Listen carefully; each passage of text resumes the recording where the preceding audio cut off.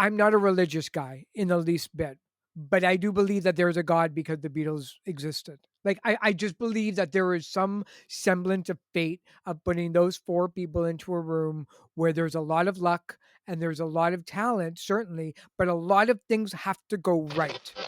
Hello, I'm Jack, and you're listening to the Here, There, and Everywhere podcast, an interview show about the Beatles' influence in the past, present, and future across the universe and across generations. Eric Alper is one of the most famous music publicists and commentators of all time.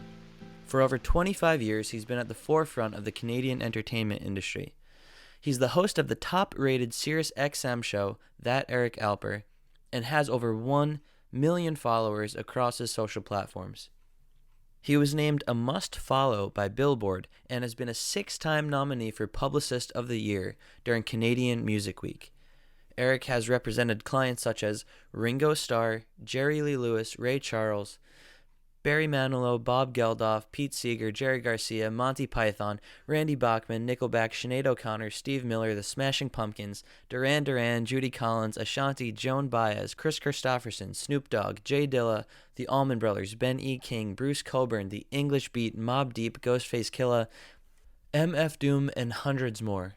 So, I'd like to welcome on the show... This guy is the biggest bastard you'll ever want to meet. Here's Eric Alper. Hi, everybody.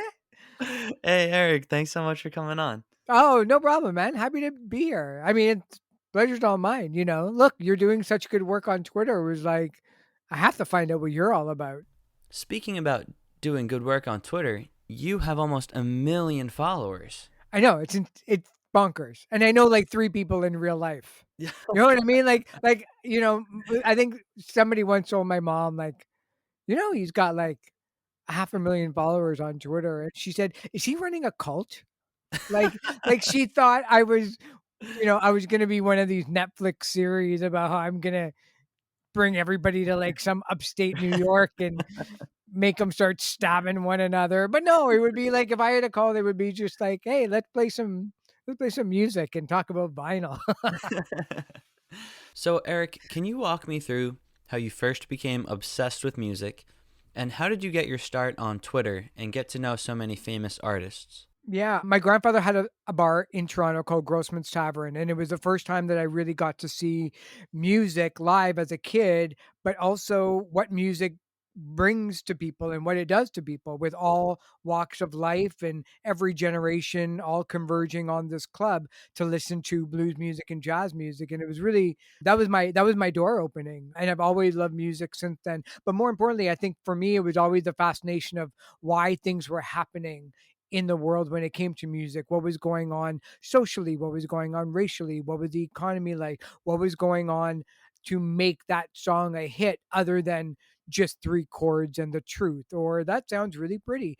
And when I got a subscription to Billboard magazine as a teenager, I loved reading about the people, the managers, the booking agents, the publicists, and I knew that that's what I wanted to do. And like everybody else, you know, no idea how to do it, you know, and went to university, worked for the campus newspaper and radio stations, got to meet a whole bunch of music publicists that pitched me on doing stories back then of the Stone Roses and the Charlatans, because it was the late 80s, early 90s, and, you know, pitching stories for Nirvana and Soundgarden and all these bands that were first starting out. And I loved it. And I was like, that's a cool job. That's what I want to do. And so when I graduated from university, I started my own PR firm, having no idea what to do, and stunk at it and was awful and sucked really badly. But as time got on, I just started sucking less, and here we are. And Twitter was just something that followed MySpace and Facebook, and then Twitter was just something to just purge information out of my head, just purge all the stuff I was reading about, all the stuff I was listening to.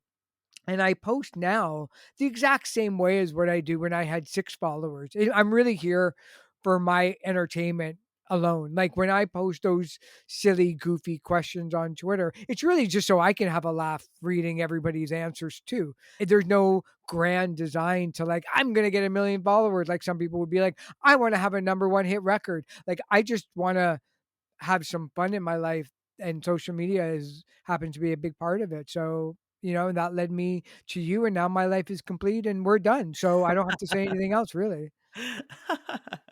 All right, Eric. Well, thanks for coming on. Yeah, thanks for coming on, man. Good to talk to you. I'll leave Twitter now. I'll close up shop, and I'll send in everybody on over to you. What was the first time that you heard the Beatles? I was 8 years old, and I saw a movie called American Hot Wax, and it told the story of the DJ Alan Freed, who coined the term rock and roll, who had one of the very first rock and roll shows in America, and it was a fictional story. I guess it was kinda like what you would call a docudrama, and they had a whole bunch of characters, and on the screen was the real life Jerry Lee Lewis and Chuck Berry, and watching those 2 as a kid was like Luke Skywalker and Darth Vader. It was like my mind was severely blown.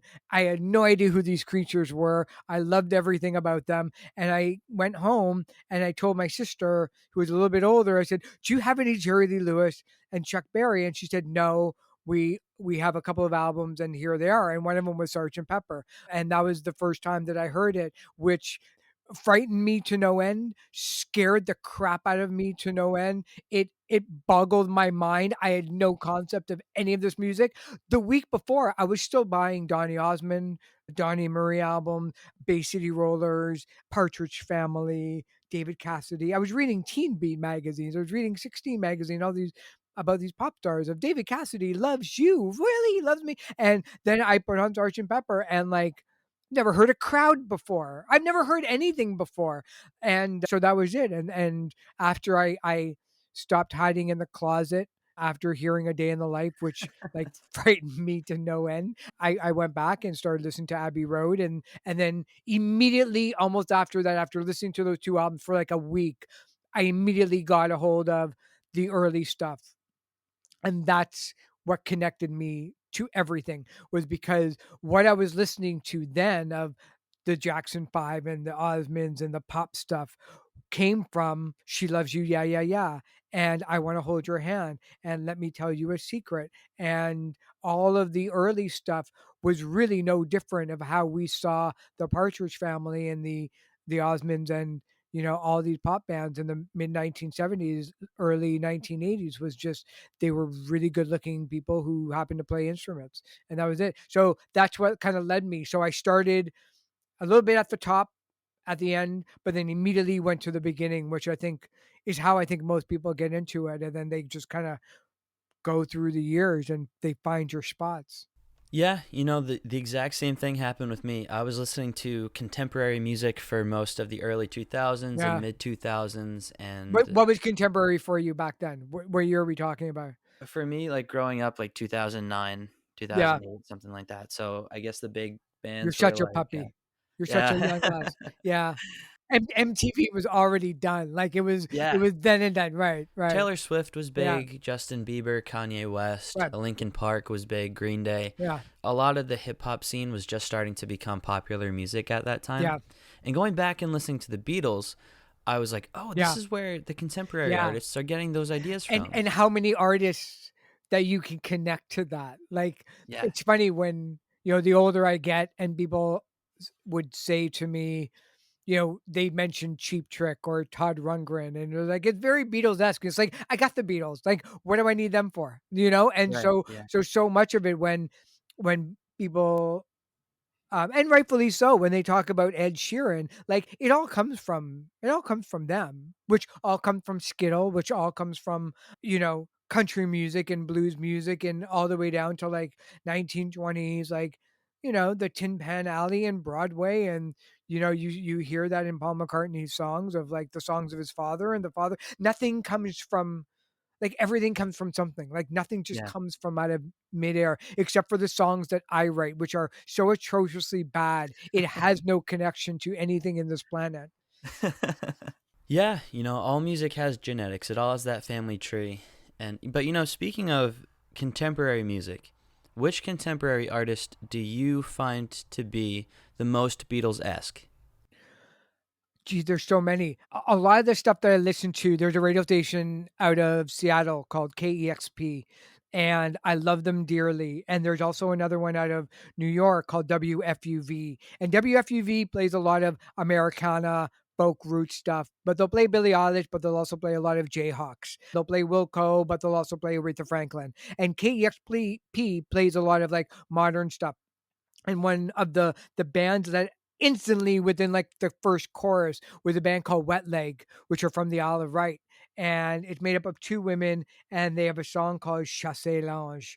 And the first time I heard it, it was like, this is a pure, perfect pop song that I haven't heard from a group that probably didn't set out to write a pop song of verse, chorus, bridge, verse, chorus, fade out, but did it so masterfully for their first time out that I I would probably think that they might have been listening to a lot of Beatles stuff.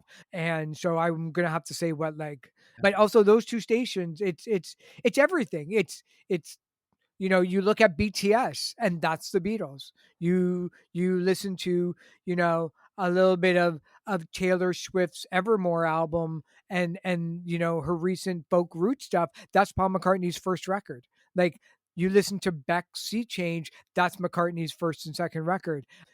There's so many there's so many points to those four guys' career that you're bound to hit somebody that is influenced by somebody who has been influenced by somebody who has been influenced by them. And so it all kind of connects somehow. Oh, I completely agree.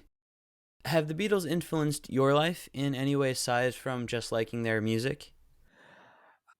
It certainly wanted to make me go to London, England more than any other place on the planet that I haven't gone to. Yeah, it's everything. It's not so much on the whole I believe in peace because of John Lennon. I just believe in peace because I just believe in peace. And Right. it's not so much that smoked marijuana because Paul McCartney did, but yes, I would imagine that the Beatles and Pink Floyd and the Stones and the Who and Janis and all those bands in the 60s that I listened to surely helped the way that I dress and want to want to continue to be. Look, mu I'm not a religious guy in the least bit.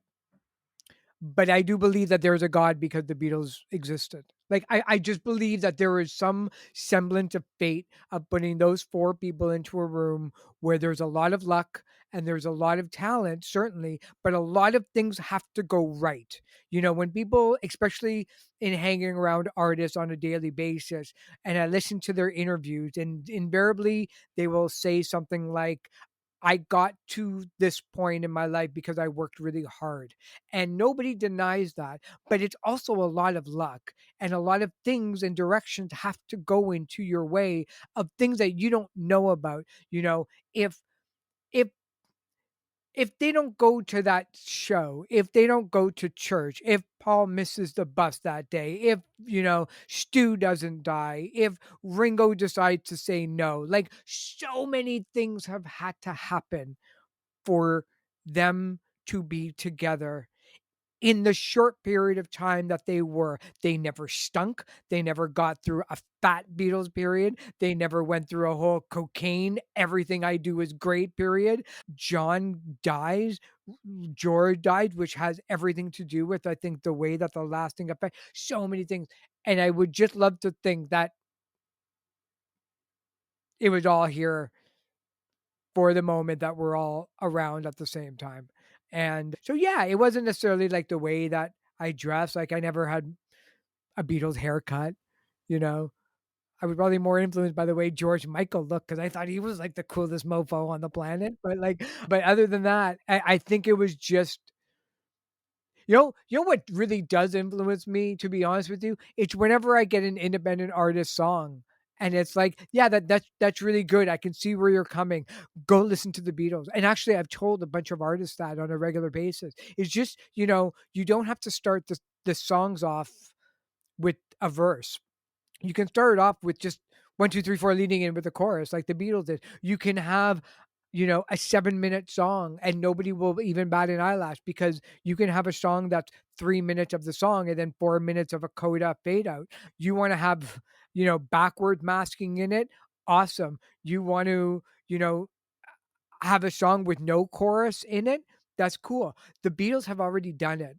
So if you ever get stuck with ideas, they the artists just need to know that that's the inspiration that will always be there for you. And when they're struggling with social media, which invariably every artist does,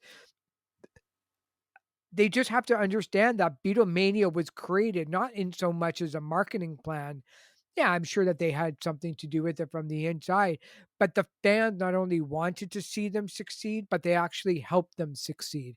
And I think that was one of the first times that the music industry got to see the fan as kind of like the fifth member of anything. That if you arm your fan base with tools of radio, of Beetle wigs, of buttons, of concert stuff, like, they will not only buy it, but they'll actually help spread the word about your band, and they're the biggest advertising that you could actually have, and it's something that I think marketers should look to as well, and how they were able to do it, even though that they got ripped off and made, like, a half a cent on everything. Yeah, I know. It's like it's almost as if the fans were the social media back then for them. Yeah, and you couldn't buy it.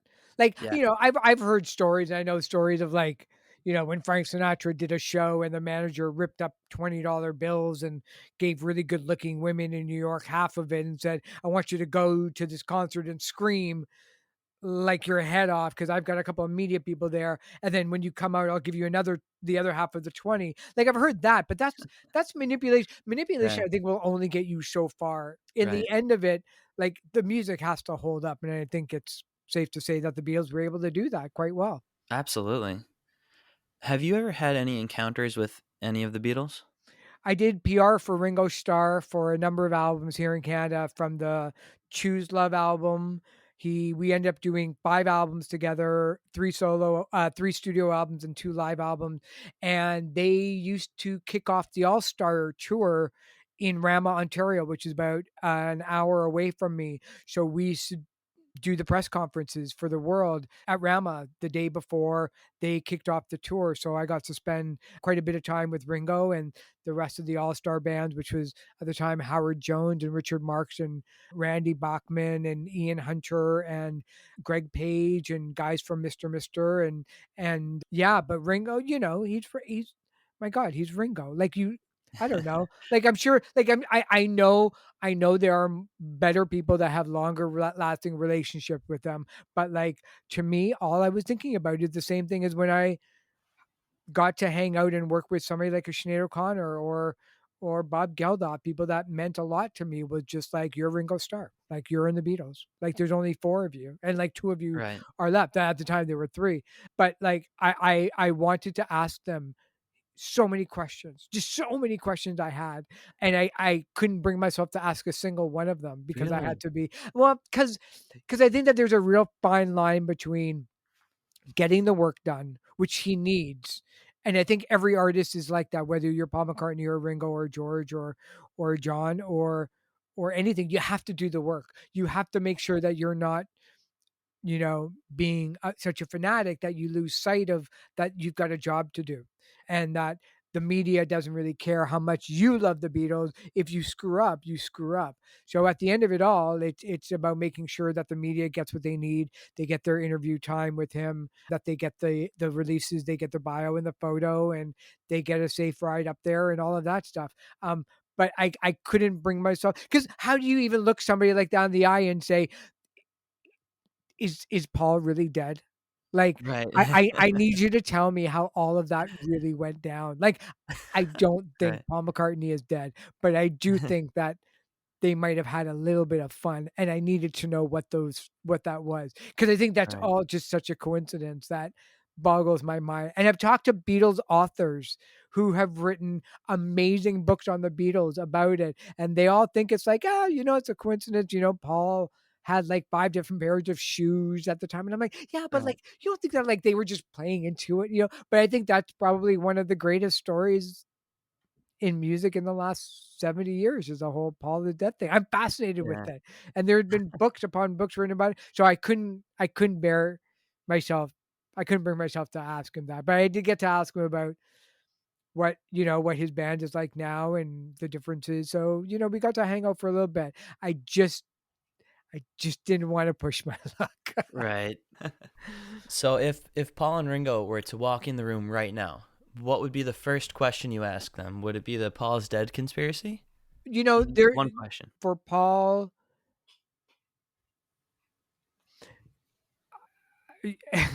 That's such a hard question. I'm sorry to put you on the Yeah. spot like You that. you you know, did you see that 1, 2, 3 documentary? Yes. Yeah. I thought that was so good because I think Rick Rubin asked a lot of questions that I would want to know about, just peppering him, no pun intended, but peppering him with stuff about the making of music and where it came from. How you go from having 1 or 2 chords to this. Like, I'm still blown away, and the Get Back documentary didn't really get into this a whole lot, and maybe because it wasn't the right album for it. But who thinks of like, I want to create a song called Good Morning, and at the end of it, we're gonna have animal sound, but in the order of them either scaring or being able to consume the animal closest to them that they could eat whole. Who thinks of that? Like, Right. it would look, I would be the worst member of the Beatles, because it would be like, I have nothing to contribute to that. How do you go like, "Well, my idea is actually pretty good. I think that, we should write a love song." And then here somebody is like, "Let's have a whistle at the end of the album that only dogs can hear." Like, Right. or let's all, get 4 people, 3 people to play piano with 1 chord and turn it up so loudly that you hear the air conditioning. And my thing would be like, let's not put the name on the album cover. And meanwhile, Right. they're just like, let's spend $70,000 of today's dollars on creating cardboard cutouts of people that have influenced us. Like, they're just zipping on another planet, you know? Right. And so that Yeah. documentary was actually really, really good because it showed how he went from just the 1 or 2 ideas to let's do this backwards, because nobody had those Mhm. ideas. So it would it would probably be something like, can I just live with you with your remaining days and just hang out in your house for forever? I don't know. Like, Yeah. because I think it would just be still very cool to find out what life is like for Paul McCartney. Or I probably like would love like the to hear that. biggest person he has on his iPhone that he can call. Like, who would that be? I have no Right. idea. What would you ask? It's so cool. I have no idea. Like, you'd be stunned, right? Yeah. I've always wanted to know why he laughs during the song Maxwell Silver Hammer. Writing 50 times I must not be. Yeah, Something had to have gone on in the studio where he just laughs, and they kept it in, which I love. But I right, wanna know what it was. right. And then he would probably tell you that it's some amazing 20-minute story about Yeah. the making of the laugh, and you'd just be like, "Dude, I just thought that you were laughing." Yeah. Like, you know? Right. So, Eric, a couple rapid fire questions here. Do you have Yeah, a favorite Beatle? Paul McCartney. Favorite Beatles album? Oh, Abbey Road. Most recent Beatles album that you've listened to? I listened to Abbey Road today, Oh, actually. yeah? Yeah, Oh, nice. yeah. I mean, that medley is just, it's nonstop brilliant, just everything about it. I know. Yeah, just side 2, because I actually because I do a lot of interviews in the media. There recently, it just came out that the music industry just tapped like $26 billion worth of revenue, and most of it, like 80% of it, was based on catalog, and those are albums that are older than 2 years. But the media is taking it to be like the Beatles and the Who, and this younger generation is getting into classic rock still, and they are. Uh-huh. But when I went through the chart today of the biggest selling vinyl records of the year of 2021, like Abbey Road and Sgt. Pepper were still in the top 10. That's And so, incredible. so I went back and listened to Abbey Road just to make sure that it was still really good. And it was, because I only listen to it like once a month. Does Abbey Road hold up in competition against contemporary albums like Evermore by Taylor Swift or, Yes. Kanye West or something like Yes. that? Yes. Completely. Yes. Yes. And that's no slight. I mean, look, this generation of 8 to 18-year-olds are still gonna be listening to Drake and The Weeknd and Billie Eilish and Taylor Swift, and Kanye West for the next 50 years. They have to. It's the way life goes. You Mhm. listen to the music of your teenage years forever. And when you're Right. around 33 years old, you stop listening to new music because it confuses you, and you go back and you listen and you never get out of it for most people. But the way things are going and the way that these publishing deals are happening, that Paul Simon is selling his publishing and Neil Diamond and Elton John and Sting and Bob Dylan and Bruce Springsteen, and they're all selling their publishing for hundreds of millions of dollars. These investors are going to want their money back. And the way that they're going to do it is continuing to exploit classic rock for the next 100 years. And the Beatles are going to be right up there, and I'm going to buy it. I'm Yeah. gonna buy I'm gonna buy MPL. You and I together. Yeah. I've got like $7 in my pocket. Let's do it. I have a couple pennies over here. There you go. But they're Yeah. American pennies. Yes. So they're worth like twice as more. Yeah. Eric, what have you been involved with recently? Have you been working on any projects?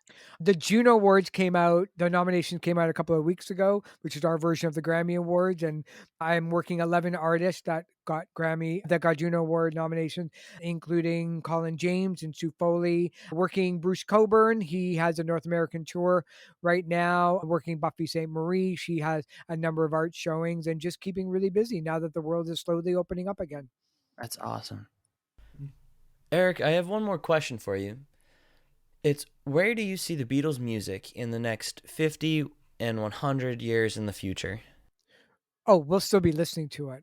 And your children, your great grandchildren will have a Beatles podcast, but it won't be a Beatles podcast. What it'll be is there will be a chip inside of our heads, and that your great grandchildren will think of somebody that they want to talk to and get the answer, and we'll all be able to listen and watch the answer through virtual reality and AI. It will never go away. It will never Yeah. go away. Apple and EMI and Universal have done such an amazing job bringing the Beatles music to a whole new generation, where it was pretty dodgy in the '80s for them. Like, it was not fun. Paul didn't put out a number of classic albums in a row, and you know before they kind of explode again on CD, they were only 10, 15 years away or back from breaking up. So sometimes you have to wait for that nostalgia period to hit. And then around the 90s, you had like Nirvana and Soundgarden and all the Pearl Jam and all these bands just bow to the power and the songwriting of Paul McCartney and John and Ringo and George, and that's, I think, when it really kicked up again for a whole new generation, like Bowie, of people that would never ever be seen with the Beatles album. Suddenly it was cool to like them. Cool. Eric, thank you so much for coming on the podcast. Thanks for having me, That man. was This great. has been great. This is here, there, and everywhere, and you certainly are. Thanks, man.